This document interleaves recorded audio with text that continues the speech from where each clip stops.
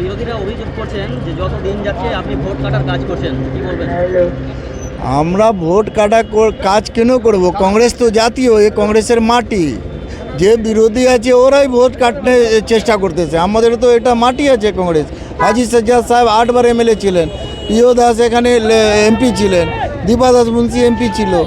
এখানে তো আমাদের ভোটই আছে। আমাদের ভোট নিয়ে তো বিরোধীগুলা আগে থেকে ওরা রাজনীতি করতেছে। এবার লোক সুযোগ পাইছে, অনেক দিন পরে কংগ্রেস প্রার্থী দিয়েছে। 15 বছর তো গঠবন্ধন করেছিল, এবার যে আছে মানুষ বুঝে গেছে আমাদের কংগ্রেস, জাতীয় কংগ্রেস আসছে, এবার আমরা কংগ্রেসকেই ভোট দিব, কোনো দলকে ভোট দিবে না। এরা সব মন বানায় নিয়েছে। কিছু লোক চুপচাপ আছে, কিছু লোক যে আছে ওপেন আছে, কিছু লোক চুপচাপ আছে। এর জন্য গুন্ডা মাহালিগুলা যে আছে, তৃণমূলের যে সামনে বিধায়ক ছিল, কোনো উন্নয়নের কাজ করে নাই, ওই জন্য পুলিশকে নিয়ে ধমকাচ্ছে, ডরাচ্ছে। এবার ওদের গুন্ডা বাহালি চলবে না, কোনো দাদাগিরি চলবে না। এবার ওরা বুঝে গেছে তো ওর কংগ্রেসে, জাতীয় কংগ্রেসে যে ক্যান্ডিডেট হয়েছে ওর থেকে মজবুত আছে।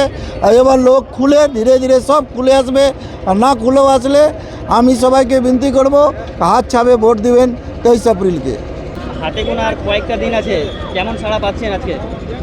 আমাদের তো এখানে আপনাদের আশীর্বাদে ভালো সাড়া পাচ্ছি। লেকিন আগে আমি এটা বলবো আমাদের করমদিঘি সবাইকে আমার তরফ থেকে নমস্কার, সালাম। বিধানসভাতে যত জনগণ আছে ভালো সাড়া দিচ্ছে, ভালো আমাদের আশীর্বাদ দিচ্ছে, বলছে আপনাদের কংগ্রেস লেট হয়েছে কোনো ব্যাপার না, লেকিন আমরা কংগ্রেসই আছি, আমরা আপনার পাশে আছি।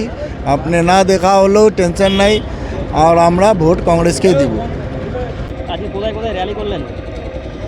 আজকে আমরা আলতাপুর 2 ঘুরলাম, সব অঞ্চল ওয়ার্ড ঘুরে ভালো আশীর্বাদ, ভালো সবাই আমাকে প্যার ভালোবাসা, সবাই আশা সব ভরসা দিল। এবার আমরা সব কংগ্রেসই ভোট দেব।